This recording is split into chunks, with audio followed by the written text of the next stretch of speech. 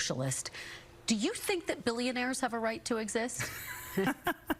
I don't think that we should have billionaires because, frankly, it is so much money in a moment of such inequality.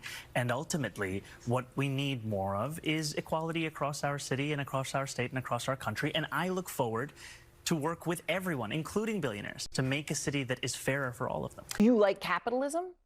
No, I have many critiques of capitalism. And I think ultimately the definition for me of why I call myself a democratic socialist is the words of Dr. King decades ago. He said, call it democracy or call it democratic socialism. There must be a better distribution of wealth for all of God's children in this country. And that's what I'm focused on, is dignity and taking on income inequality. And for too long, politicians have pretended that we're spectators to that crisis of affordability. We're actually actors, and we have the choice to exacerbate it, like Mayor Adams has done, or to respond to it and resolve it, like I'm planning to do. So when you realize there's a policy proposal that says your plan, and I'm going to quote it for folks, is to shift the tax burden from overtaxed homeowners in the outer boroughs to more expensive homes in richer and whiter neighborhoods. Explain why you are bringing race into your tax proposal.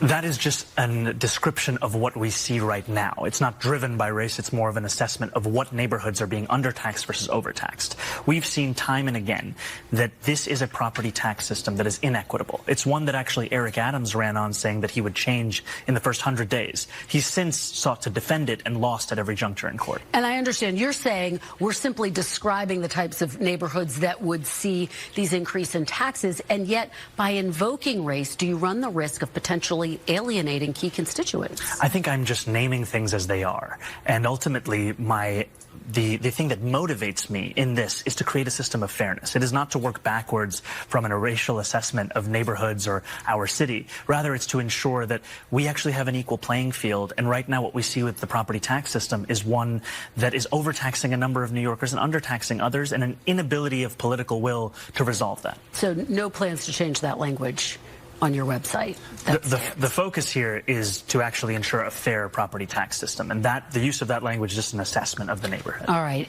So Zohran Mamdani has been saying a lot of stuff about, socialism. He's going to try and implement. There needs to be a better redistribution of wealth. He went viral yesterday, I believe, saying that billionaires shouldn't exist. And here's a question I want to ask people who believe in socialism. Who are you to decide who gets to exist and who don't get to exist? Billionaires exist for a reason, correct? Like, this is the funny part. These people never reverse engineer their thought process. Billionaires doesn't deserve to exist. Okay, so no Google then? Okay, so no Amazon? You think Amazon just came out of thin air? These are ideas created by people who then forward will become billionaires because they're so valuable. This is how capitalism works. And this redistribution of wealth, they don't seem to understand that they need to redistribute effort, hard work, competition, intelligence. You can't these things are just outcomes. Becoming a billionaire is an outcome of decision-making, ability, execution, planning. That's all becoming a billionaire is. These people pretend that billionaires are like these politicians who get money from taxpayer money from donors and stuff. This is not how the rich are created. Most of the rich, if you look at statistics, are self-made. Millionaires and billionaires. But these people like Zohran Mamdani thinks that this sounds good. Oh, we need to redistribute wealth. We need to have a fairer tax system. Okay, why not advocate for a flat tax? This is the crazy part about socialists, that they're greedy. Like, socialists are greedy. In my estimation, socialists love to project their greed onto capitalists. Oh, capitalists are greedy. They got billions of dollars sitting in the bank that they worked hard for. While you made different decisions than the billionaire. You made different decisions than the top 10, the top 25% of taxpayers. Yet you want to get paid the same amount of money. You want the same level of wealth as them. And all you want to do is distribute poverty. Because if you look at the litmus test, everywhere socialism has been tried, it has failed. And all these people who claim, oh, socialism, a society doesn't deserve billionaires. Socialist and communist societies don't have billionaires. Instead, they have elites who pretend to be equal while controlling the country's wealth through force. And this is what it is. This is all a hustle. If you're a socialist, you're just crying that you're not good at the game of capitalism and you want to change the game. You want to change the rules of engagement. You want the most successful. So this is how capitalism currently works, right? Your most successful and valuable people will be the richest people in the country, usually. I don't think I'm gonna see a socialist smarter than Elon Musk. I'm just saying. And you want to change the rules where now, instead of Jeff Bezos running his own company, Jeff Bezos is gonna just change his approach and be like, okay, I'm gonna try to run the government. And then the same people who are billionaires and millionaires now will be in the government running stuff. And then you're going to be crying about how it's so authoritarian, our government, because you have created a way for socialists, for a tyrant to come. And this is the brittleness of socialism, that it relies on the very thing it hates. You need rich people to sustain socialism. Look at I remember a town just went through a bunch of tax cuts. LA, I think. They have to cut people. They have to fire some people. I think in Chicago as well. These cities, New York, Chicago, LA, they're running on budget shortfalls, and they have some of the highest taxes in the country. Think about that. And they still don't have enough funding for their system. But people who praising this, they think it's okay. They think it's all good. They think it's Gucci. Okay, let's see how that works out for you. And I want to show you an example that socialists, when you apply their logic to other things, it makes it a lot easier for people to understand why socialism don't work. The main idea of socialism being that people at the top are doing their fair share to help people at the bottom, trying to prevent disparity of income and trying to prevent excess, as you called it. So on campus, if there's a GPA disparity where there's people at the bottom with a poor GPA, would you support a policy where people at the top spread the wealth and give that GPA to people at the bottom? Help them get a better GPA? Yeah. I'm all for helping. I wouldn't give let me just give you some of my points. But it's about being fair, right? We got to help people at the bottom. I've lost a lot of sleep, so I don't know if I will be fair. It's hard. I guess it would be kind of hypocritical for me to say no. That's completely different. How is it different? Because I'm studying all day for my grade. What do you mean by sharing it? Literally, giving them a chunk of my GPA? Yep. Dang. I would want to say no, straight up. But what's the difference between earning a high GPA and not wanting to give it away, but then earning a lot of money and also not wanting to give that away? Well, I feel like the difference is that you study for your grades, right? And grades often reflect how much time you spend studying. But You gotta work pretty hard to become a millionaire. I mean, I'm not denying that fact either, but for the regular working person, Do you think there's a similarity between earning your salary and maybe not wanting to give it away to people that aren't working to earn it? And same thing with the GPA, where you earn it and you say, well, I don't necessarily want to give it to anyone who might not be working for it. Right. I think it's just that whole sense of thinking that no one's going to work for it. I mean, I sacrifice a lot to get my GPA. I don't go out as much as I'd like to, but that's for a greater goal in the future, the way I see it. So, no, I wouldn't sacrifice my own things, sacrifice my own time to help somebody else who didn't want to make those same sacrifices. And this is why I don't take socialists seriously. When it's time to put up or shut up, they shut up real quick when it applies to them. When it's something that is perfectly applicable to everyone, they I worked hard. Look, I wrote it. I work hard. I lost sleep. I had to make sacrifices to get these good grades. You don't think those things apply when you make money? Look at all you have to do, and this is will destroy all this socialism crap, right? If you're someone who wants redistribution of wealth, all you're saying is, hey, I don't want you to be paid the full worth of your efforts, right? If I have a skill that's worth 6 figures, well over 6 figures, but you want to tax me a half because you believe that I need to pay my fair share, even though I don't know how many times I talked about it on this channel, but the top 25% of taxpayers pay damn near 80% of the taxes in this country. We're responsible for 80% of the revenue that the government gets. And this is how reliant socialism is. That you hate people who got good outcomes because of their decisions, because of their efforts, because of their sacrifices, and you just want to take the fruits of their labor. This is why I say socialism in its purest form is slavery. That's what it is. You work hard for the benefit of lazy, incompetent, not competitive people who don't have your outcome. Essentially, socialism is a system where the rich is a slave of the poor. That's the reality. That's the reality. And these people and these students, and because the students and the young people are the people who are more in favor of this, of socialism, because they only look at the good things about it. Oh, Sweden, Finland, their students can go to college for free. They have an exam. If you don't pass that exam in Finland, you don't go to college at all.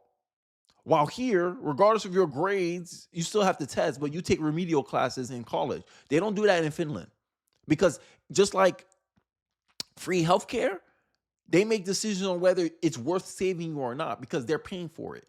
Same thing with college. You have to test into it. And you can't just pick any degree you want. You have to actually test for the degree you want. And if you don't have the scores, they won't let you in. And they don't talk about how the entire society pays the same amount of money into the tax system. And this is what I'm talking about. These people, and towards the end, he talked about how, people didn't work for it as hard. They make excuses about how, people they don't understand how much work it takes to have such a high GPA. I could have went out and party, but I chose not to because I want to protect I wanted to get a good outcome in school. The same thing applies in capitalism. That's capitalism. Capitalism is the most natural state of human beings, not socialism. Socialism is in the natural sense, socialism is like working a part of the family. I work, my family gets to benefit off of my labor, but I get to decide how things go. Now, people always talk about, I don't want the government to be my parent. Essentially, that's what you want. You want the government to come here. Okay, you make this amount of money, you're supposed to do this. I'm taking half because you don't know how to manage your money. I have to do this for other people. These people, it's selfishness. This is why I say socialist people are the most entitled, greedy, selfish people I ever met in my life. I ever seen in my life. All you have to do is observe them. When it's something that don't affect them, they're all for it. Yeah, I could be charitable with other people's money. Oh yeah, I can tell other people what to do with their money. But the moment it applies to you, all of a sudden, I worked hard, I sacrificed, I lost sleep. You don't think Elon Musk lost sleep? If you look at Elon Musk's work hours, and then you ask someone who said, I advocate for the working class. The working class should control the means of production. I think Elon Musk works almost 80 hours a week. But when you see these Europeans, we only work 36 hours, we only work 32 hours, 4-day work weeks, but billionaires are working damn near 7 days a week. You want that kind of schedule? But you're mad that they're earning billions of dollars. It's just envy. Let's be real about socialism. Socialism is an ideology based on envy. You're mad that you don't have the outcomes, and you want to do everything you can to take from other people to benefit yourself. What's more greedy? Let me ask the socialist that. America, what is more greedy? People of the world, people watching this, what's more greedy? Somebody that's spending money that they worked hard for, they bust their ass, they sacrificed, they lost sleep over spending their own money, or someone who feel entitled to spend and decide what you do with your money? Who's more greedy? Everyone would say the person that's looking into your pot and try to take from your pot, trying to steal from your pot to use it to spend money and to look charitable, get all the accolades. Look how charitable I am by stealing money from the rich and giving it to the poor. And then when the rich people or the other individual gets tired of being used and abused like a slave and runs away from your system, this is why socialism always have to resort to force at the end of it. Because the proposition is not conducive. It's not an environment that incentivizes productive people to be productive. And this is why socialism always fails. Or socialists make excuses. Oh, no, that's not real socialism. Okay. So every self-proclaimed socialist pretends that they have the right formula for socialism, and then they always inevitably fail. How about that statement? So when a self-proclaimed socialist tell you that's not real socialism, well, how you know your socialism is real socialism? I bet you if you state your socialism, your version of socialism, there'll be another socialist in the comment section telling you that's not real socialism. So nobody knows what socialism is. It's just a fantasy in your head. And every time they try to put this fantasy in their head into reality, it fails. It ends up turning into communism. And many New Yorkers are concerned. They're scared about what's going on right now. But this is what it is. End of the day, socialism, you guys talk about fairness. Is it fair that only a certain segment, only a minority of Americans should pay these high taxes? Share the burden. All of us should pay. It's either all or none. This is my philosophy when it comes to race, gender, class. I stand on business on this. If it's good for one, it's good for all. If it's not good for all, it's good for none. So if you want to tax people at 50%, tax all of us at 50%. Let's not segregate a group of people. Let's not marginalize a group of people just because they happen to make more money, just because they happen to have a certain skin color. Oh, rich white neighborhoods, like only white people can be rich. How about we're going to tax the rich, right?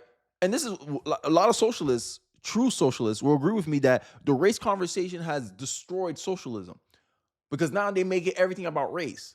If black people happen to be the richest demographic in America and they were getting disproportionately taxed by the progressive tax system, which is what's happening to white neighborhoods, right? White neighborhoods, a majority of white neighborhoods tend to be rich neighborhoods, right? But that's just because 65% of the population is white. So the odds are in white people's favor that the rich is going to be represented disproportionately by them. Just like in the NBA. Make it make sense. So if black people were in that same situation and Mamdani was here saying that he's going to tax richer black neighborhoods, you'll call it racial discrimination. But because it's white people, you're all for it. I'm telling you. So when you get to this idea that socialism is slavery, there's no way around it. There's no rebuttal for it, because that's what it is. You want people to work hard to their full potential and not reap the full fruits of their labor. Let's say Jeff Bezos came up in a system of socialism and he created Amazon.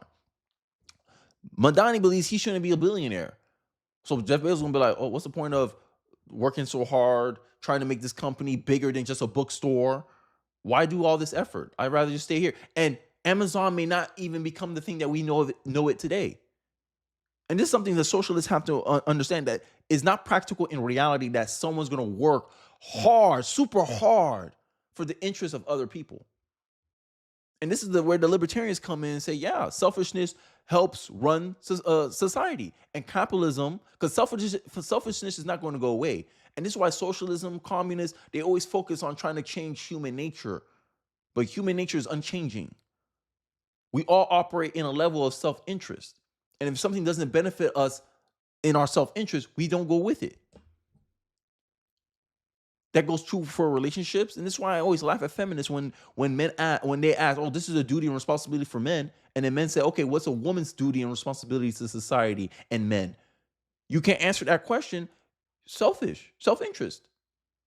But socialists, they don't think they have a duty and responsibility for anything. Oh, rich people have a duty and responsibility to give poor people who won't know how to manage their money, all their wealth, to make a fairer system.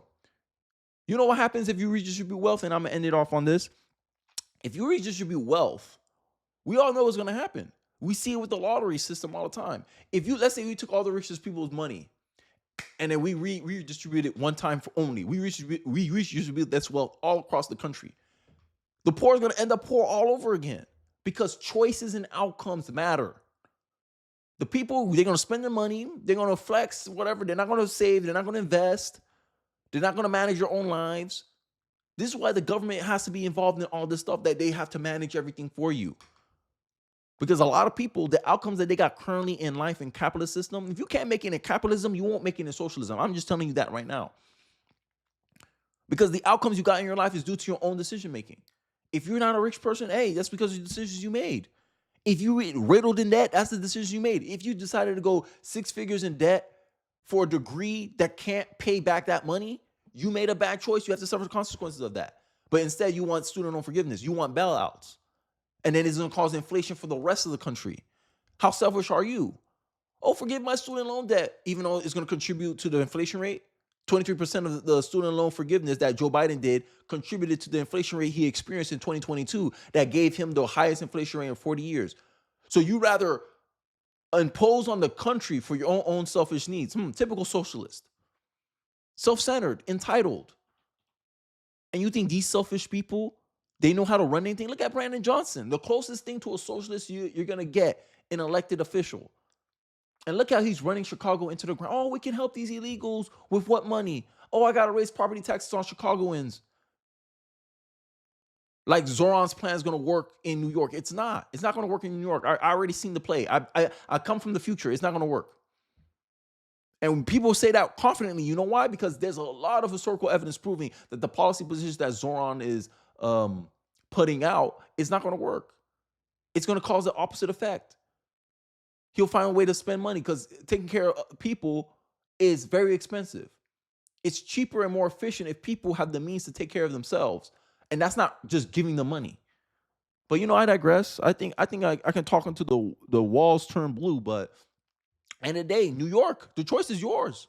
Many people warn you not to do this. But, hey, if you decide to do it, I don't want you to leave in that state. Stay and handle the consequences of your decisions as a city. But, you know, this is the arrogance. Self-centered, selfish. Socialists are more greedy than capitalists, period. A capitalist will work hard. Hey, how can I be valuable so I can become rich? A socialist goes, how can we put people in power so we can force these rich people to give money to us? Socialism is Red Robin Hood. Socialism is let's steal from people who worked hard to generate that outcome. I don't want to do all that work, but I like the outcome though, so I want to steal the outcome instead of doing the work needed to get the outcome. It's harder to work hard. It's harder to create a company than to steal money from the rich bank account. That's the reality. That's socialism. Socialism is death. This is why a lot of libertarians say tax is death. Conservatives see it a different way. It's like, okay, we can contribute to society, but it has to be fair. Flat tax. I'm in favor of a flat tax. You can't be the side about fairness and then you're pushing for progressive tax. That makes no sense. Only the rich people should be funding the system. And then these are going to be the same people who complain and cry that rich people control the country. You tax them more. If the you give the rich people more leverage over your government when most of the money, 80% of the money is coming out of the pocket of the top 25% of taxpayer in the country. And you wonder why rich people run the country. Like, make it make sense. You give people the ability to disproportionately affect your government. If all the rich people decided, I'm gonna move my money into government stuff, I'm gonna move my money out of overseas. So you have to fight another country to go get my money. They can starve out the government. That's leverage. You give progressive tax, give more rich people more power. But, you know, progressives ain't hearing me though. But I digress. Let me know your thoughts and perspective in the comment section below. I'll be interested to hear what you guys have to say. Don't forget to like, comment, subscribe. Please share this video if you're so inclined. It really does help me out in the algorithm. And I'll catch you guys on the next one. Peace.